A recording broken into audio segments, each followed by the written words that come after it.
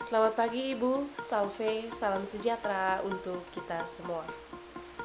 Pertama-tama saya mewakili kelompok 6 ingin menyampaikan puji dan syukur kehadirat Tuhan Yang Maha Esa, karena atas berkat, cinta, kasih, dan rahmat Tuhan kami bisa menyelesaikan video ini dengan baik dan tepat waktu. Yang kedua, Ibu, saya mewakili kelompok 6 juga ingin menyampaikan ucapan terima kasih yang sebesar-besarnya atas kesempatan yang luar biasa yang telah Ibu berikan kepada kelompok kami, sehingga kelompok kami bisa mempresentasikan hasil kerja kami melalui video ini. Selamat menikmati Ibu, Tuhan memberkati. Baik, terima kasih Ibu dosen dan teman-teman atas waktu dan kesempatan yang telah diberikan kepada kelompok kami. Saya Alberto Ferrerus Boko akan membawakan materi yang pertama, di mana di sini kami membahas sebuah kasus korupsi dana desa di salah satu desa di Provinsi Banten. Langsung saja yang pertama, review berita. Pengenalan, nama penulis berita Rashid Ridho, editor Fadid Asifa. Judul berita, korupsi dana desa 569 juta, mantan kepala desa divonis 5 tahun penjara. Alamat web berita seperti yang telah kami sajikan dalam materi kami. Berikutnya isi berita. Yang pertama, peristiwa apa yang terjadi. Dilansir dari salah satu media berita online yaitu kompas.com bahwa telah terjadi kasus korupsi atas alokasi dana desa. Di mana peristiwa itu terjadi? Peristiwa itu terjadi di Desa Senangsari, Kecamatan Pagelaran, Kabupaten Pandeglang, Provinsi Banten. Kapan peristiwa itu terjadi? Peristiwa itu terjadi pada hari Kamis, tanggal 10 September tahun 2020. Siapa saja yang terlibat dalam kasus tersebut? Berdasarkan berita yang dimuat, tokoh-tokoh yang terlibat dalam kasus tersebut antara lain yang pertama, mantan pejabat sementara Kepala Desa Senangsari, Ahmad Ridwani, yang merupakan pelaku. Yang kedua, Ketua Majelis Hakim Yusriansyah, yang dimana merupakan ketua hakim yang memvonis pelaku. Yang ketiga, Auditor BPKP Provinsi Banten, yang dimana yang menemukan temuan atau bukti bahwa telah terjadinya kasus korupsi dana desa. Yang keempat adalah jaksa dari Kejari Pandeglang, Mulyana, yang merupakan jaksa hakim dari pengadilan setempat. Lalu mengapa peristiwa itu terjadi? Berdasarkan berita yang dimuat bahwa peristiwa itu terjadi karena kepala desa tersebut menggunakan uang pembangunan untuk keperluan pribadi seperti membiayai pengobatan saat dia sakit. Berapa besar dana desa yang dikorupsi? Dilansir dari berita tersebut bahwa berdasarkan hasil audit BPKP Provinsi Banten telah terjadi penyimpangan dan telah menyebabkan kerugian keuangan negara sebesar Rp569.594.440. Bagaimana peristiwa itu terjadi? Peristiwa ini terjadi dikarenakan kepala desa tersebut menggunakan uang pembangunan untuk keperluan pribadi. Yang dilansir dari hasil audit BPKP bahwa kerugian keuangan negara yang diakibatkan sebesar Rp569.594.440. Selain itu, kasus korupsi ini juga terungkap dengan adanya laporan fiktif penggunaan anggaran dana desa pada tahun 2017 sebesar Rp776.625.000 yang dibuktikan dengan beberapa pembangunan fisik serta pemberdayaan masyarakat tidak dilakukan, dan uang itu justru digunakan untuk memperkaya diri sendiri dan kebutuhan lain terdakwa. Dari uraian ini jelas bahwa Ridwani dinyatakan bersalah dan melanggar pasal 2 Undang-Undang Nomor 20 Tahun 2001 tentang pembahasan atas Undang-Undang Nomor 31 Tahun 1991 tentang pemberantasan tindak pidana korupsi dan telah divonis selama 5 tahun penjara dan wajib membayar denda sebesar Rp200 juta serta uang pengganti sebesar Rp596 juta.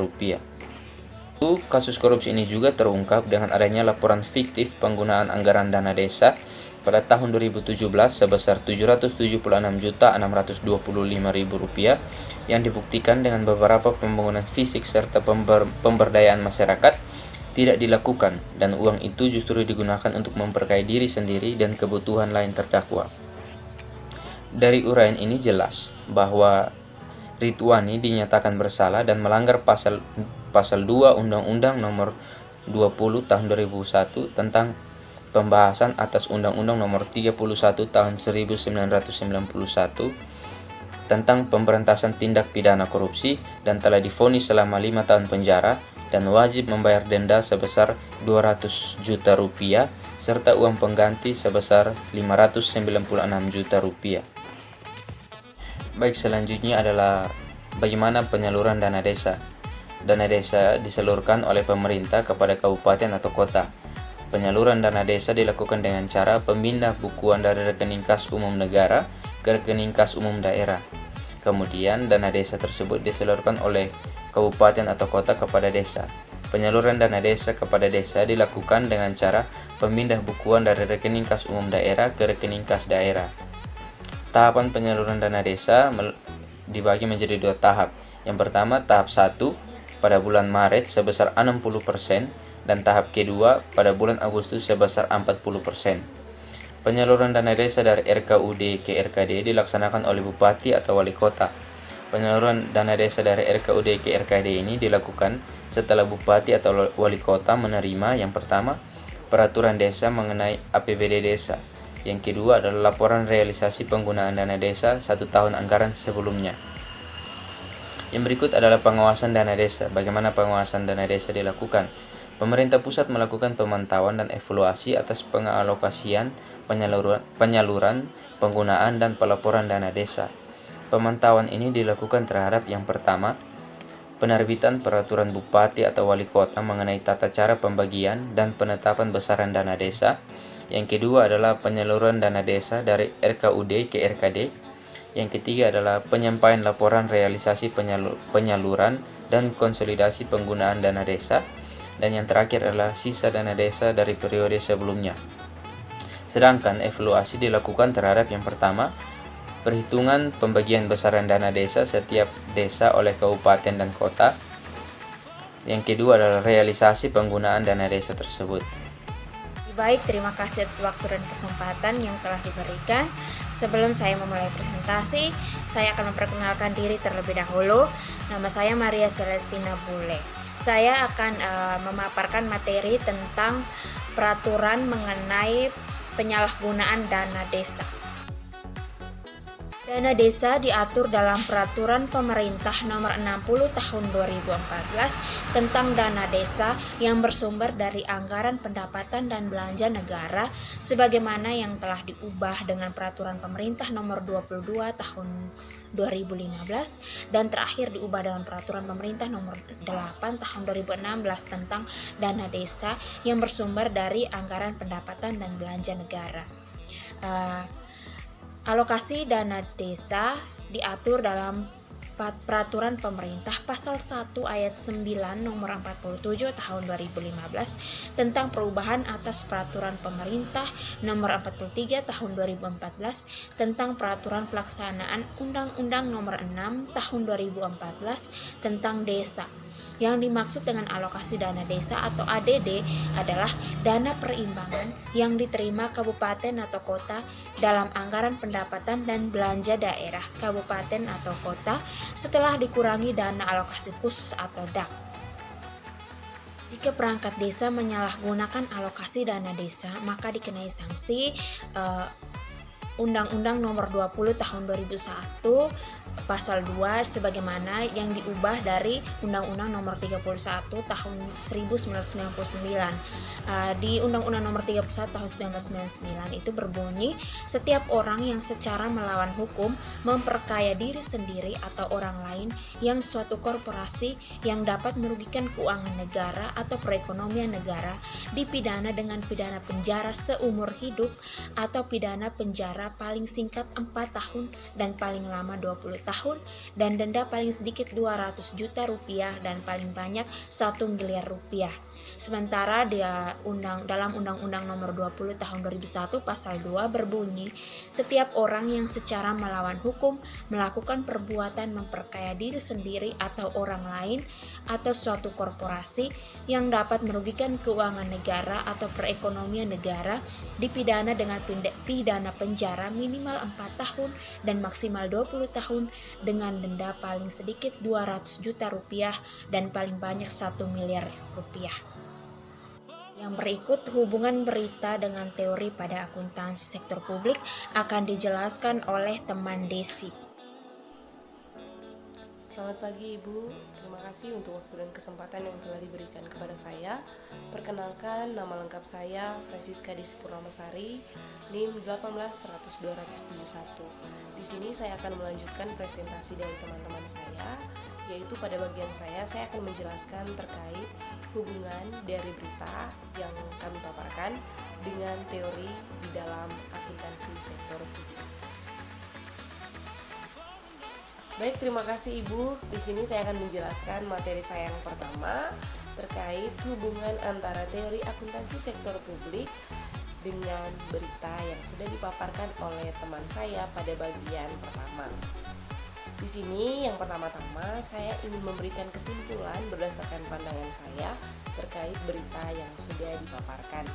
Jadi di situ saya mengambil kesimpulan bahwa berita ini memiliki hubungan erat, yaitu tentang seorang kepala desa yang melakukan suatu tindakan tidak terpuji, di mana kepala desa ini melakukan tindakan penyelewengan dana desa untuk kepentingan pribadi.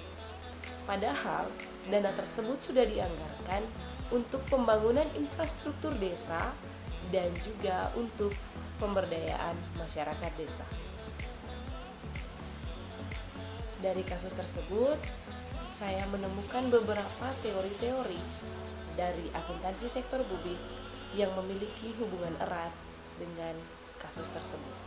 Yang pertama adalah terkait dengan otonomi daerah. Otonomi daerah merupakan hak atau wewenang yang dimiliki oleh pemerintah daerah untuk mengatur dan mengurusi pemerintahannya sendiri dan juga mengurusi kepentingan masyarakatnya.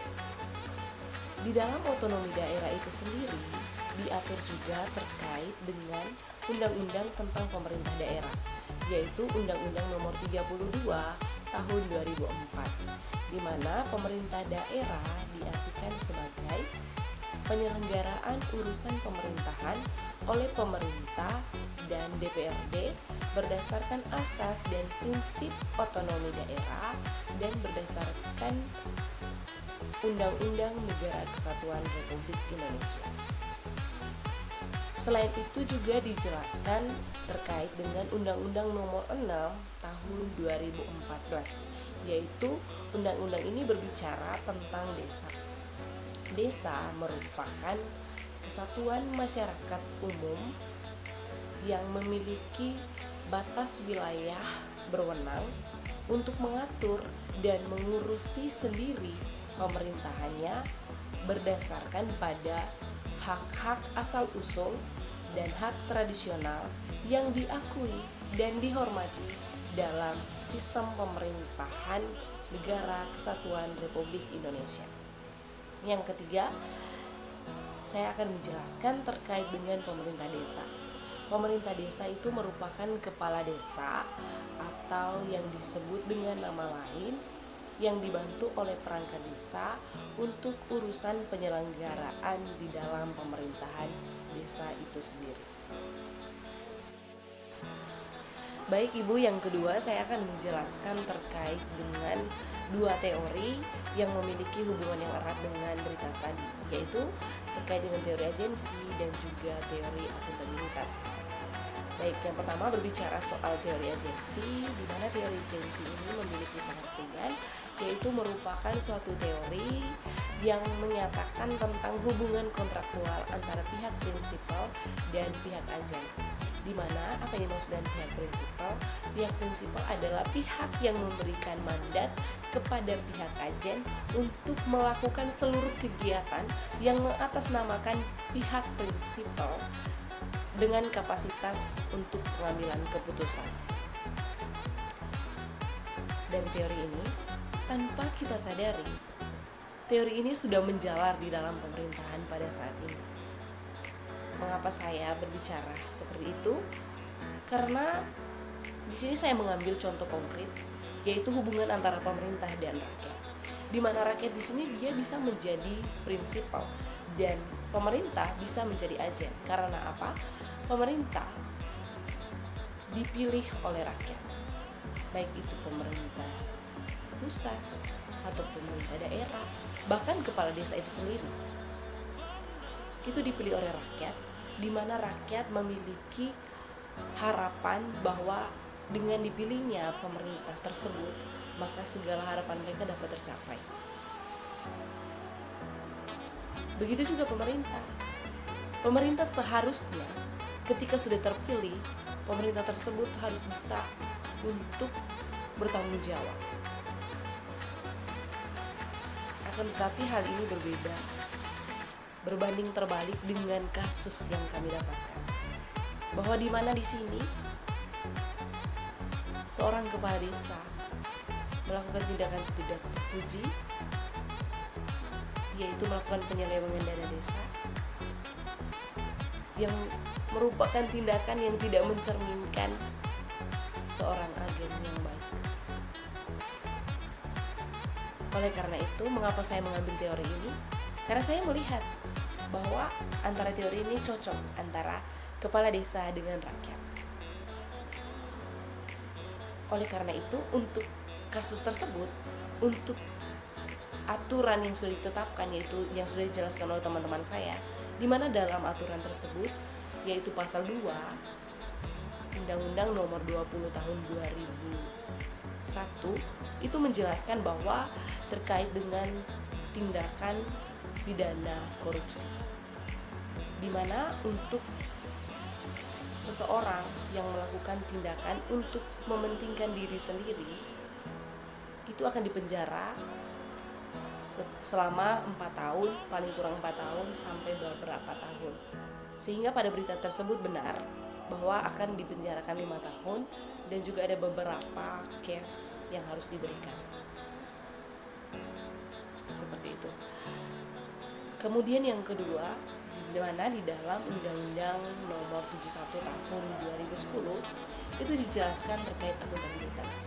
Akuntabilitas itu juga memiliki hubungan yang erat dengan kasus tadi, karena akuntabilitas itu berbicara tentang kewajiban si pemegang mandat untuk melakukan suatu tindakan bertanggung jawab, yaitu bertanggung jawab atas apa yang sudah diserahkan kepadanya dengan menyajikan pelaporan, melakukan suatu tindakan-tindakan yang memiliki bukti yang kuat, di mana memberikan hasil yang positif bagi masyarakat. Tetapi dalam berita tersebut juga sama, bahwa kepala desa ini tidak melakukan tindakan sesuai dengan yang dijelaskan dalam teori akuntabilitas.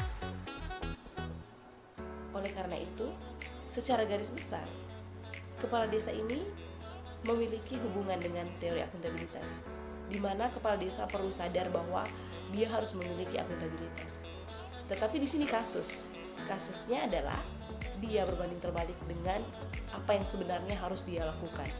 Oleh karena itu, seperti yang sudah dijelaskan tadi, dalam undang-undang itu akan ditetapkan untuk aturannya.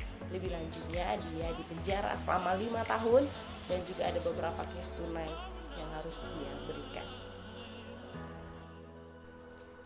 Baik Ibu, berikutnya saya akan menjelaskan bahwa terkait dengan kasus yang sudah kami jelaskan pada bagian pertama dan juga sudah saya jelaskan tadi, bahwa berdasarkan Undang-Undang Nomor 6 Tahun 2014 tentang desa, ternyata proses pengelolaan dana desa yang dilakukan tidak menurut aturan telah mengantar berbagai macam oknum untuk melakukan suatu tindakan tidak terpuji, seperti dalam kasus yang telah kami paparkan, bahwa di mana banyak oknum, salah satunya adalah kepala desa, mereka melakukan suatu tindakan tidak menaati aturan. Dan hal itu jelas dalam Permendagri nomor 113 tahun 2014 tentang pengelolaan keuangan desa pasal 3, itu disebutkan bahwa kepala desa adalah pemegang kekuasaan pengelolaan keuangan desa dan mewakili pemerintah desa dalam kepemilikan kekayaan milik desa yang dipisahkan. Di sini kita bisa tahu bahwa kepala desa itu memiliki kesempatan. Dan hal ini juga memiliki hubungan erat dengan 3 kondisi yang menyebabkan orang bisa melakukan suatu tindakan tidak terpuji atau biasa disebut dengan fraud. Yaitu yang pertama adanya kesempatan, yang kedua adanya tekanan, yang ketiga yaitu terkait dengan sifat dan karakter. Yang pertama bicara soal kesempatan. Di sini jelas untuk kasus kami bahwa dia memiliki kesempatan, dia sebagai kepala desa dan dia melakukan tindakan tersebut. Tapi tindakan tersebut bukan merupakan tindakan yang baik. Sehingga apa? Berujung pada penjara dan juga beberapa denda yang lain. Yang kedua adalah adanya tekanan. Jika dilansir dari berita yang kami ambil, bahwa di situ dimana dia melakukan penyelewengan untuk kepentingan pribadi seperti mengurus sakit. Mungkin tekanan dari dalam diri karena tidak memiliki uang, tetapi itu merupakan cara yang sangat salah, dimana itu bukan merupakan suatu hal yang baik untuk dilakukan. Kemudian yang ketiga karena adanya sifat dan karakter. Kalau dalam kasus kami bukan berarti terkait dengan sifat dan karakter, tapi lebih kepada kesempatan yang dia miliki. Seperti itu. Baik Ibu, pada materi yang terakhir saya ingin menyampaikan beberapa hal terkait dengan kasus yang merupakan suatu kasus yang sangat tidak terpuji, di mana pada kasus ini yang perlu diterapkan adalah di mana pemerintah maupun masyarakat desa perlu secara aktif melakukan pencegahan terjadinya penyalahgunaan dana dan terjadinya konflik dengan bersama-sama melakukan pengawalan dalam proses pembangunan desa. Karena pada hakikatnya perbuatan yang sudah dilakukan oleh kepala desa di dalam kasus kami ini merupakan perbuatan yang sangat tidak terpuji, yang sangat meresahkan banyak pihak, terlebih khusus masyarakat. Karena seperti yang sudah dijelaskan sebelumnya tadi, bahwa dia melakukan penyelewengan dana desa yang sebenarnya untuk pembangunan infrastruktur desa, yang merupakan suatu kepentingan dan kebutuhan masyarakat untuk kesejahteraan hidup mereka. Dan juga dana tersebut sebenarnya untuk pemberdayaan masyarakat, tapi beliau melakukannya untuk tindakan seperti itu dan menguntungkan dirinya sendiri. Oleh karena itu, untuk pihak rakyat, mari bersama-sama melakukan pengawalan untuk menghindari terjadinya tindakan korupsi seperti itu lagi, demi kedamaian dan juga kesejahteraan masyarakat di desa. Terima kasih. Nama lengkap saya Chandra Melania Ifrida Jadur. Saya akan menjelaskan di bagian kesimpulan dan saran. Baik, yang pertama yaitu kesimpulan. Sebagaimana disebutkan di Permendagri nomor 113 tahun 2014 tentang pengelolaan keuangan desa, pasal 3 disebutkan bahwa kepala desa adalah pemegang kekuasaan pengelolaan keuangan desa dan mewakili pemerintah desa dalam kepemilikan kekayaan milik desa yang dipisahkan, dan dalam Undang-Undang Nomor 6 Tahun 2014 tentang pengelolaan dana desa yang dilakukan tidak menurut aturan atau telah mengantar banyak oknum aparatur desa menjadi tersangka, bahkan menjadi narapidana. Penyebab utama dari penyalahgunaan dana desa ini dikarenakan dana desa tidak dipakai menurut aturan, bahkan diantaranya diselewengkan dan bahkan ada yang dibawa kabur. Di samping itu juga ada persoalan lain, yaitu macetnya pengelolaan dana desa. Macetnya pengelolaan dana desa dikarenakan uang yang dipakai tidak bisa dipertanggungjawabkan secara benar, sehingga tahapan pencairan dana banyak yang macet. Penyalahgunaan atau penyimpangan terjadi karena 3 kondisi yang biasa disebut dengan istilah fraud triangle, yaitu adanya kesempatan, adanya tekanan, serta karena sikap atau karakter. Dalam pengelolaan dana desa, ketiga kondisi tersebut amat sangat memungkinkan terjadinya penyalahgunaan atau penyimpangan. Baik, yang berikut adalah saran. Ketika pemerintah ingin memberikan dana ke desa, diperlukan adanya pengawasan, tentunya untuk mencegah tindakan korupsi yang dilakukan oleh sejumlah pihak. Yang pertama kalinya dilakukan adalah membentuk satuan pengawasan dana desa. Pengawasan ini bisa dilakukan dari proses alokasi, alur pendistribusian dana, sampai pemanfaatan dana tersebut. Yang kedua, dilakukan pembinaan kepada kepala desa. Perlu ketegasan dari pemerintah untuk memberikan arahan bagi kepala desa dan perangkatnya. Dan yang ketiga, mengevaluasi tata kelola pemerintah desa. Yang dimaksud adalah memahami betul kebutuhan desa, dan ini harus bersamaan dengan transparansi pihak desa terkait rencana untuk memanfaatkan dana tersebut. Selain ketiga cara di atas, perlu tindakan tegas dari pemerintah, misalnya memberikan efek jera bagi pelaku korupsi. Dengan begitu, kucuran dana dari pemerintah bisa digunakan secara maksimal dan tidak digunakan untuk kepentingan pribadi. Sekian, terima kasih.